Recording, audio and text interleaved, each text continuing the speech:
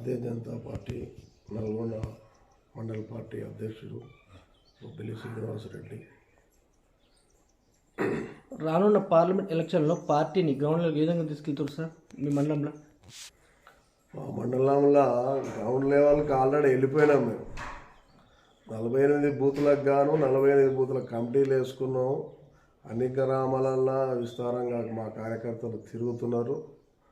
రేపటి నుండి బస్తీ చలో గామ్ చలో ప్రోగ్రామ్ తోటి సెంట్రల్ గవర్నమెంట్ ఇచ్చే స్కీముల విషయంలో కానీ లబ్ధిదారులకు ఇచ్చే డబ్బుల విషయంలో కానీ ప్రచారం చేయడానికి ఆ రోజు ఆ గ్రామంలోకి వెళ్ళి ఆ గ్రామంలో పండుకొని 24 గంటలు లబ్ధిదారు సెంట్రల్ గవర్నమెంట్ ఇచ్చిన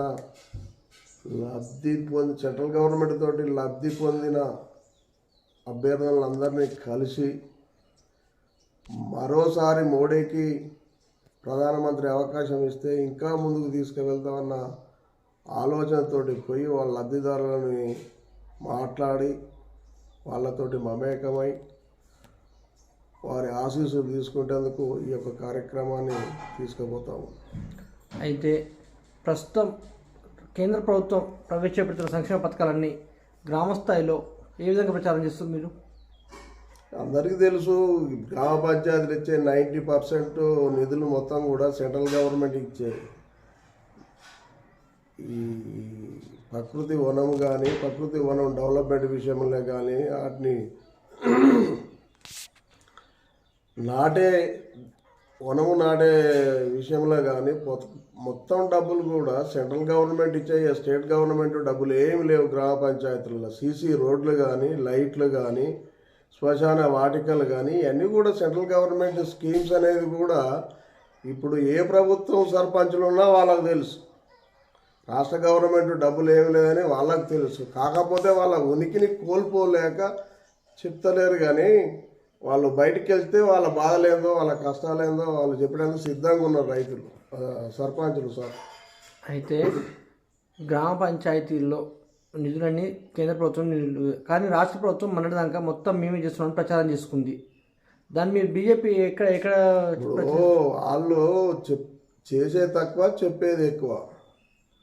యాక్చువల్గా వీళ్ళకు రాజ్యాంగం విలువల మీద వీళ్ళకి నమ్మకం ఉంటే నరేంద్ర మోడీ గారు ఇచ్చే బియ్యం, ఫ్రీ బియ్యం అండి, కరోనా నుంచి ఇచ్చే 5 కిలోల ఫ్రీ బియ్యము నరేంద్ర మోడీ గారు ఫోటో పెడదామంటే జీర్ణించుకోలేని పరిస్థితిలో ఉంటుంది. మన దాకా టీఆర్ఎస్ సర్పంచులు కానీ డీలర్లు కానీ వీళ్ళందరూ కానీ. డీలర్ ఎవరన్నా కొద్దిగా సానుభూతిగా పెట్టండి ఏం కాదన్నా కూడా ఆ ఊళ్ళో ఉన్న లీడర్లు, టీఆర్ఎస్ లీడర్లు జీర్ణించుకోలేక వాళ్ళని బెదిరించడం కూడా జరిగింది. ఏ స్కీమే కానీ సెంట్రల్ గవర్నమెంట్ ఇచ్చే స్కీములల్లో సెంట్రల్ గవర్నమెంట్ ఇస్తున్నప్పుడు ప్రధానమంత్రి, ముఖ్యమంత్రి ఫోటోతో పాటు పౌర సరఫరాల మంత్రితో పాటు ప్రధానమంత్రిని కూడా పెట్టడం ధర్మం అది. కానీ వీళ్ళు ఏ ప్రచారం జరిగి మాకు నూకలు చెల్లిపోతాయి అన్న భయంతో ఫోటోలు కూడా తొలగించడం జరిగింది. కానీ వాటికి బెదరకుండా మేము ఇల్లు తిరుగుతూ ప్రతి ఒక్క స్కీము, సెంట్రల్ గవర్నమెంట్ ఇచ్చే స్కీములన్నీ కూడా జనంలోకి తీసుకెళ్ళి ఇవన్నీ నరేంద్ర మోడీ గారి గవర్నమెంట్, బీజేపీ గవర్నమెంట్ ఇస్తుందని కొన్ని కార్యక్రమాలు చేసినాం. ముందు కూడా జనంలోకి తీసుకుపోయేందుకు ప్రయత్నం చేస్తాం. అయోధ్య రామ మందిరం హిందువుల చిరకాల కళ, దాన్ని సాకారం చేసిన బీజేపీ పార్టీ గ్రామాల్లోకి వెళ్ళిందని చెప్పేసి మీరు భావిస్తుర్రా? 100% రామ మందిరం విషయంలో ప్రతి ఒక్క గ్రామంలో ఉన్న ప్రతి ఒక్క ఇల్లుని తట్టినామండి, అక్షంతలు పంచినాం. 22 ప్రాణప్రతిష్ఠ రోజున ఆంజనేయ స్వామి బొమ్మ, శ్రీరాముని బొమ్మతోటి ధ్వజాలు ఎగరేసి ఊరూరా గ్రామ సభలు పెట్టి ఊరూరా శ్రీరాముని యొక్క ఊరేగింపులు చేసినాం, భజనలు చేపించినాం. దీంతో బీజేపీ పార్టీ పూర్తిగా కింది స్థాయికి వెళ్ళిపోయింది. మరొక్కసారి బీజేపీకి అవకాశం ఇద్దామని జనము తాతాలాడుతుంది. నల్లగొండ పార్లమెంట్ అభ్యర్థిగా ఎవరైతే బాగుంటుందని మీ అభిప్రాయం సార్? నల్గొండలో మా అభిప్రాయం, మాకు వ్యక్తులు ముఖ్యం కాదండి. మాకు కావాల్సిందల్లా కమలం పువ్వు వికసించాలి. పార్లమెంటుకు 400 సీట్లతోటి నరేంద్ర మోడీని మరోసారి ప్రధానమంత్రిగా చూడాలనే మా కళ. మాకు అభ్యర్థి ఎవరైనా ఏం లేదు. మీరు తెలంగాణ రాష్ట్రంలో ఎన్ని పార్లమెంట్ సీట్లు గెలుస్తారని భావిస్తున్నారు? మేము 10 నుంచి 12 సీట్ల అవలీలకు గెలవగలుగుతాం. రానున్న పార్లమెంట్ ఎలక్షన్లు కానీ సర్పంచ్ స్థానిక సంస్థల ఎలక్షన్లను ఉద్దేశించి మీ గ్రామ ప్రజలకు మీ మండల ప్రజలకు ఏం చెప్తాం అనుకుంటున్నారు మీరు?